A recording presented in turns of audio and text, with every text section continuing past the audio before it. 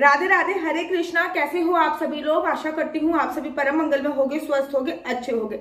सबसे पहले आप सभी को भाग्य बदलने वाले प्रमुख त्योहार की अनंत शुभकामनाएं। अब आप कहोगे भाग्य बदलने वाला त्योहार कौन सा है? मैं बात कर रही हूँ महाशिवरात्रि की। पूरे साल भर में ये एक ऐसा उत्सव आता है जो आपकी तकदीर बदल सकता है। भोले बाबा के हाथ में जन्म और मृत्यु से लेकर सारे कार्य होते हैं। अगर आपको जो आपके भाग्य में नहीं लिखा उसकी भी अगर आप प्राप्ति चाहते हो तो आपको शिवरात्रि का व्रत अवश्य रखना चाहिए। सबसे पहले मैं आप लोगों को बता दूं, श्रीधाम वृंदावन में जो शिवरात्रि है वो 2 दिन बनाई जा रही है। 8 तारीख को भी बनाई जा रही है, 9 तारीख को भी बनाई जा रही है। बाकी भैया के मंदिर में शिवरात्रि 9 तारीख को बनाई जा रही है। राधा दामोदर में 9 तारीख को बनाई जा रही है। इस्कॉन टेम्पल में 9 तारीख को बनाई जा रही है। लेकिन महाकाल की नगरी उज्जैन में जो शिवरात्रि बनाई जा रही है वो 8 तारीख को बनाई जा रही है। शिवरात्रि से संबंधित शिव महापुराण में 2 कथाएं प्रचलित है। पहली कथा यह है कि शिवरात्रि पर शिवलिंग की उत्पत्ति हुई थी, ये बहुत बड़ी बात है। फिर उस शिवलिंग को 12 भागों में डिवाइड किया गया और उससे 12 ज्योतिर्लिंग की स्थापना हुई, जिनके दर्शन आप उनमें करते हैं। दूसरी बात यह है कि शिवरात्रि पर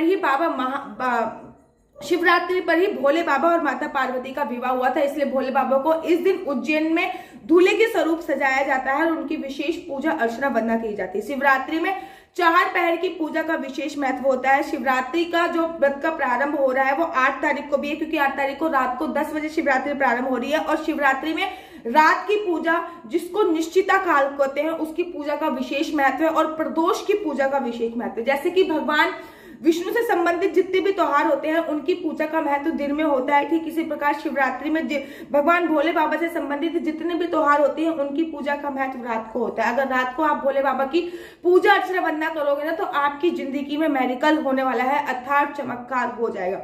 शिवरात्रि पे करने वाले कुछ महा उपाय मैं आप लोगों को बता रही हूँ। ये नहीं कि आप सुबह की पूजा कर चुके हो तो अब ये नहीं कर सकते, प्रदोष काल में भी कर सकते हो, कल भी कर सकते हो, क्योंकि कल 9 तारीख को पूरे दिन शिवरात्रि रहने वाली है, शाम को 6:30 बजे खत्म होने वाली है। तो ये उपाय आप 8 तारीख को किसी भी समय कर सकते हो और 9 तारीख को भी किसी भी समय आप इसको कर सकते हो। तो जल्दी से नोट कर लीजिए। सबसे पहला बात, बेलपत्र तो आप शिवरात्रि पर जरूर और जरूर चढ़ाते होगे।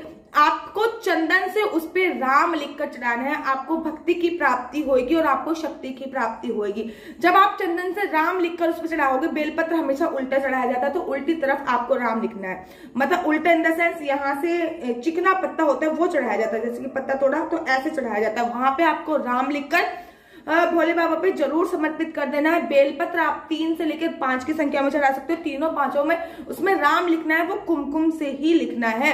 रोली जो है वो माता पार्वती पे चढ़ाई जाती है, लेकिन बेलपत्र पर रोली से राम नहीं लिखना, केवल और केवल कुमकुम से ही आपको राम लिखना है। अर्थात चंदन से जो होता है, चंदन या फिर व्हाइट आप लकड़ी जलाकर आप लोग भस्म बना लीजिए। लकड़ी हो गया, गोबर हो गया, कपूर हो गया, भस्म। और इस दिन भोले बाबा को अगर आपने भस्म समर्पित कर दी, चाहे वो किसी भी फॉर्म की भस्म हो, चाहे आप लकड़ी की भस्म बना लीजिए, गोबर के उपले की भस्म बना लीजिए, आप कपूर की भस्म बना लीजिए, कंडे की भस्म बना लीजिए, किसी भी फॉर्म में अगर आपने इस दिन भोले बाबा को भस्म समर्पित कर दी तो आपकी सारे की सारी आधी व्याधि, अर्थात जितनी भी आप पे ऊपरी हवा है, आपको लगता है आपके घर में नेगेटिविटी है, आप पर किसी ने कुछ करा रखा है, आपके घर पे नेगेटिविटी है, वो सब की सब खत्म होने वाली है मात्र और मात्र भस्म समर्पित करने पे।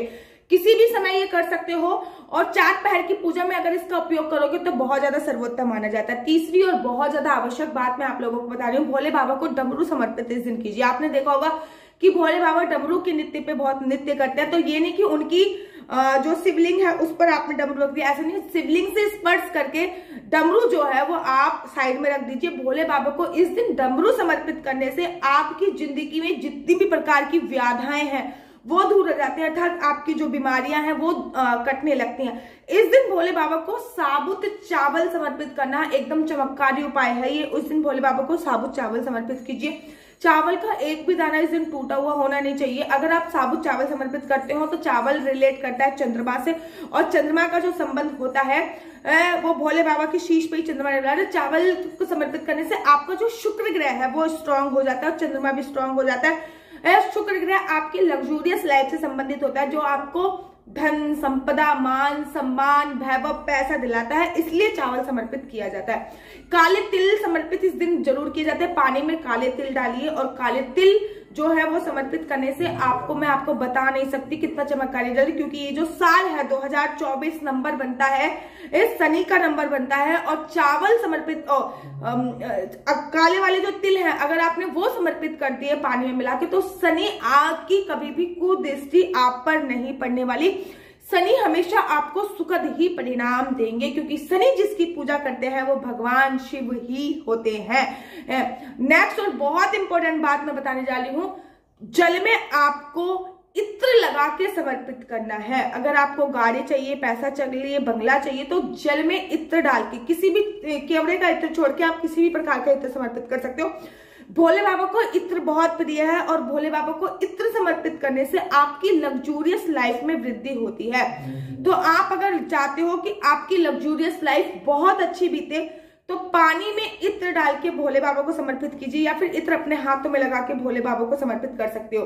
त्रिपुंड भोले बाबा पे जरूर बनाइए, अपने 3 हाथों पे चंदन लगा दीजिए और त्रिपुंड कुछ ऐसे ही शिवलिंग पर जरूर बनाइए। त्रिपुंड शिवलिंग पर बनाने से आपके मस्तक पे जितनी भी नकारात्मक लकीरें हैं वो सब सकारात्मक में बदल जाएंगी। ये बहुत छोटे छोटे उपाय हैं, कोई हाथी घोड़ा इसमें नहीं करना। आप अपने घर में क्रीमित शिवलिंग भी बना सकते हो, अर्थात अपने गमले की मिट्टी से लेकर एक शिवलिंग बनाइए, उस पर भी ये सारी चीजें कर सकते हो और उनकी 4 पैर की पूजा भी कर सकते हो। अब जो मैं मैजिकल उपाय बताने जा रही हूँ ना, वो बहुत ज्यादा चमत्कारी उपाय है और वो आपकी जिंदगी बदल देगा। रात्रि के समय, रात्रि को अराउंड 9 बजे आपको ये कार्य करना है, 9, 9:30, 10 बजे भी कर सकते हो। कहीं भी किसी भी आप बेलपत्र के नीचे या फिर आप शिवलिंग के पास एक अखंड ज्योत जलाओ। ज्योत इतनी लंबी होनी चाहिए कि पूरी रात जलती रहे। जैसे जैसे वो ज्योत जलती रहेगी आपकी जिंदगी में उजाला करती रहेगी। आप शिवलिंग को उजाला दे रहे हो और वो ज्योत आपकी जिंदगी में अगर पूरी रात वो ज्योत शिवलिंग के पास जल गई तो आपके 7 जन्मों के पाप क्षीण हो जाएंगे और आपकी 7 पीढ़ियां तर जाएंगी। जैसे वो ज्योत पूरी रात शिवालय में उजाला करती है, वैसे ही वो ज्योत पूरी रात आपकी जिंदगी में उजाला करेगी। ये कुछ छोटे और बहुत ज्यादा चमत्कारी उपाय हैं, अगर आप इनको कर लेते हैं तो बहुत सर्वोत्तम। इस दिन काले कपड़े नहीं धारण करने हैं, तेल इत्यादि का सेवन नहीं करना है, आपको खट्टी चीजें इस दिन खाने की मनाही होती है शास्त्रों में। शिवरात्रि के व्रत में अनाज नहीं खाया जाता, कोई समय एक समय पे भोजन करते हैं, वैसा नहीं किया जाता है।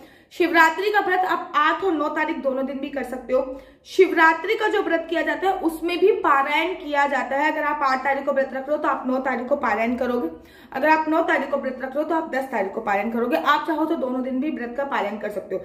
जैसे शिवरात्रि का व्रत होता है वैसे शिवरात्रि के व्रत में संकल्प भी लिया जाता है, बिना संकल्प के व्रत नहीं माना जाता। तांबे के लोटे में दूध डाल के भोले बाबा को नहीं चढ़ाया जाता है। इस बात का ध्यान रखना कि तांबे के लोटे में दूध डाल के या दही डाल के भोले बाबा पे नहीं समर्पित किया जाता। तांबे के लोटे से केवल जल ही समर्पित कर सकते हैं, बाकी दूध दही तांबे के लोटे से नहीं समर्पित कर सकते। इस बात का ध्यान रखना। आशा करती हूँ आपको मेरी वीडियो अच्छी लगती होगी। अगर आपको मेरी वीडियो अच्छी लगती है तो आप अपना यूट्यूब चैनल हरि बोल को लाइक शेयर सब्सक्राइब करना बिल्कुल भी मत भूलिए। तब तक के लिए मुझे दीजिए इजाजत। राधे राधे, हरे कृष्णा।